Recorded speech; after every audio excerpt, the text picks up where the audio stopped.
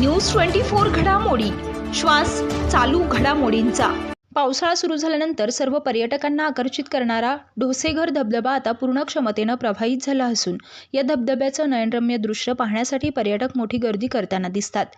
मात्र या परिसरात हुल्लडबाजी करणाऱ्या पर्यटकांवर आणि रील्स करून आपला जीव धोक्यात घालणाऱ्या पर्यटकांवर पोलीस करडी नजर ठेवून असून त्यांच्यावर आता कठोर कारवाई देखील केली जाणार असल्याची माहिती सातारा पोलिसांकडून आणि संयुक्त वन व्यवस्थापन समितीकडून देण्यात आली आहे।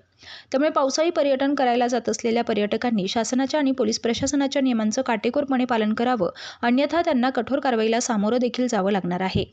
साताऱ्यातील पश्चिम भागामध्ये असलेला ठोसेघर धबधबा हा सर्वच पर्यटकांना आकर्षित करत असतो। तब्बल 200 मीटर उंचीवरून खोलदरीत कोसळणारा पांढरा शुभ्र धबधबा पाहण्यासाठी राज्यातून पर्यटक ढोसेघरला येत असतात। सध्या हेच पर्यटक ढोसेघरचा धबधबा पाहण्यासाठी गर्दी करू लागलेत।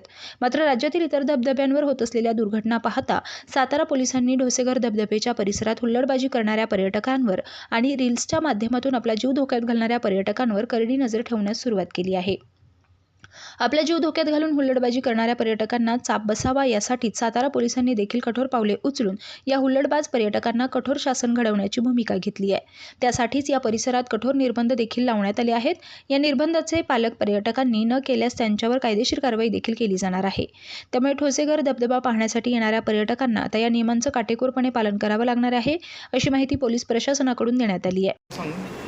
माझं नाव शंकरराव गोविंद चव्हाण, संयुक्त वन व्यवस्थापन समितीचे अध्यक्ष। 3-4 दिवसानंतर आता भरपूर पाऊस सुरू झालेला आहे।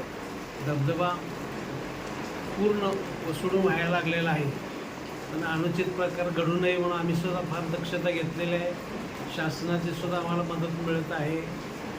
पोलीस यंत्रणा कडक शिस्त ठेवलेली आहे। समितीच्या काही स्वयंसेवकांनी चांगल्या व्यवस्था ठेवलेल्या आहे। कुणी जे अनुचित हुल्लडबाजी करू नये म्हणून प्रशासनासुद्धा कडक लक्ष ठेवलेलं आहे।